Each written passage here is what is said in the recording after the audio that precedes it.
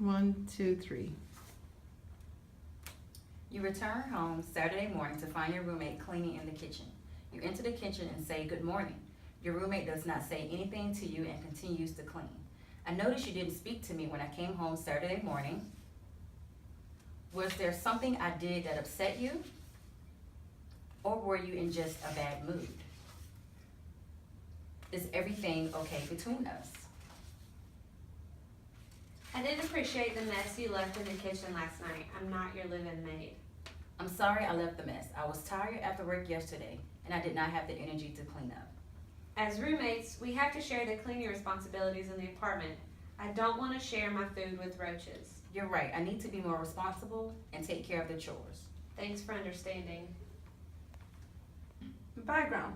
A friend is concerned about weight gain since starting nursing school this semester.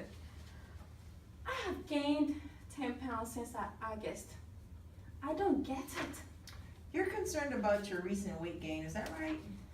Yes, it seems like my current workload is making me pack on the pounds. What do you think I should do? This seems important to you. What do you think would be best? I used to go to the gym 4 days a week, but I only go once a week now. I think I need to get back into that. Sounds like the main problem is that you reduced the frequency of your gym visits, which has resulted in weight gain. Absolutely. I have not managed my time effectively, which has had an impact on my health. Maybe you and I can work on scheduling some time to work out together. I'm here for you. That would be fantastic. I'm looking forward to it. My oldest son and I have been debating the issue of whether cell phones should be allowed at school or should that technology be allowed to be used once he gets home from school. I believe cell phones should not be brought to school. He believes they should. I believe I'm right because the schools have assigned a personal Chromebook to each student to allow the use of technology, and consequently, the cell phone will be a distraction. I believe my son is wrong because a cell phone won't be needed to facilitate the use of technology at school. I believe my son's position is correct because he may need a means to communicate in case of emergencies or if his Chromebook fails to operate properly. We're both right because although a Chromebook would eliminate the need to use a cell phone at school for technology, it does not provide a means to communicate in emergency situations. One way the elements developed in positions 1 through 3 might affect our relationship is that there's a lack of trust that my son will use his cell phone accordingly without becoming distracted at school. Another way the relationship could be affected is that my son's disagreement with my decision to use his cell phone at school can be interpreted as a lack of trust in my authority. There's some truth in that cell phones can be a distraction at school because the educators encourage the cell phones to be left at home or in book bags when in the classroom. There is some truth that a cell phone can be used at school in situations when I need to be contacted for emergencies when my son can't get to a phone. Viewing the issue from each of the preceding positions might change my perception of the issue, and that considering my son's perspective may help me to understand his concern for having a cell phone for security. This change in my perception may change my behavior in the future, and that I'll consider other perspectives before making decisions. This issue and understanding of it affects my relationship in that I was sure about making a firm parental decision without considering my son's input. And that's very characteristic of my childhood. And I remember how that ignited misunderstandings between me and my family. The impact of hearing others explain how I may view the issue differently influenced me to reconsider other perspectives, to have a fuller understanding and encourage good communication. The lead nurse on the Florida nursing home notices that one of the patients to whom can't do activity of daily living has not been properly taken care of by the nurse aide, and that has led the patient with pressure sores on the patient's heels. Therefore, the lead nurse needs to talk to the nurse aide about the situation. Hello, Karen. I have asked that this patient should be properly taken care of by turning her every 2 hours because she can't do things on her own, and you know that. I do remember you said she should be turned every 2 hours, and I have been doing just that. Has something happened to her? If you were doing just as I told you, then how come she has pressure sore on her heel when I checked her this morning? I know you're upset about what has happened to the patient, but are you implying that I caused the problem? Yes, because you were specifically assigned to her as her aide. Okay, I understand that I was assigned to her specifically, but I have been out of work for the past 3 days due to family emergency. I resumed work today, therefore you should find out the nurse aide who took care of her when I was gone. Oh, I forgot. You took days off. I should have checked the weekly schedule before putting any blame on you. I can see why you're upset with me because you instructed only me to take proper care of the patient since I was specifically assigned to her. I should have passed your message on to the other nurse aide since I was taking days off. I will make sure it doesn't happen again. That's okay. It's my fault.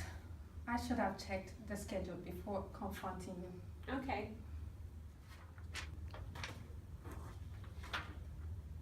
My younger brother has recently graduated from high school. I have decided to convince my mom to let my brother stay with me since I work morning shift till 7 p.m. and my kids get out of school at 2:30 p.m. I need help from my brother to pick them up at that time. While he stays with me, my brother can also attend an affordable community college close to the house.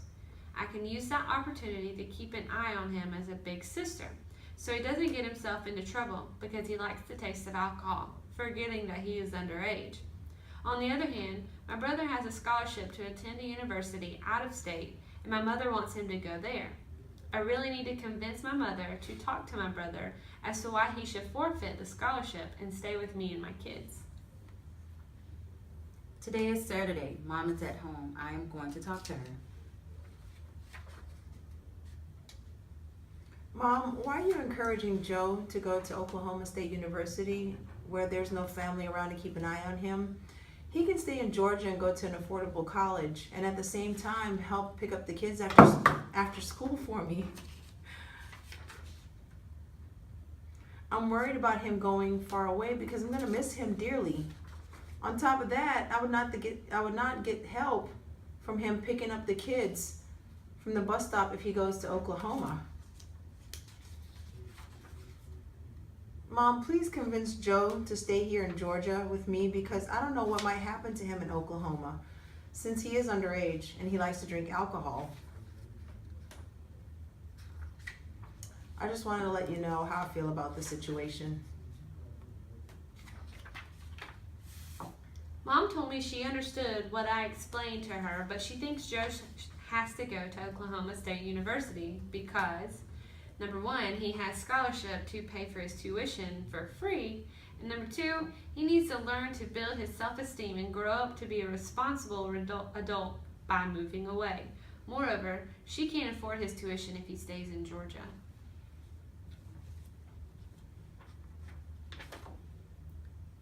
I want Joe to stay with me so I can monitor his life while he takes care of my kids. Mom wants him to go to Oklahoma State University to build his self-esteem and grow up to be a responsible adult.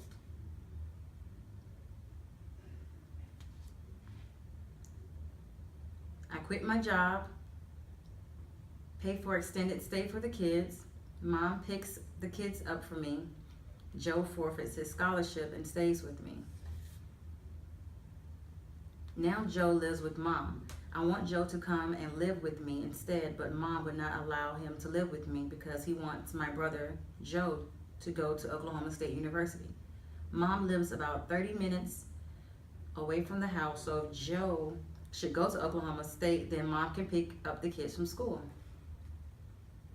Mom decided to pick up the kids at school and let them stay with her until I got out of work. Therefore, I had to let Joe attend his Oklahoma State University. Since Mom decided to help me with the kids, I'm still working to take care of the family financially. Mom loves the kids. Joe's happy that I wasn't selfish, and he's doing well in school, so everyone wins.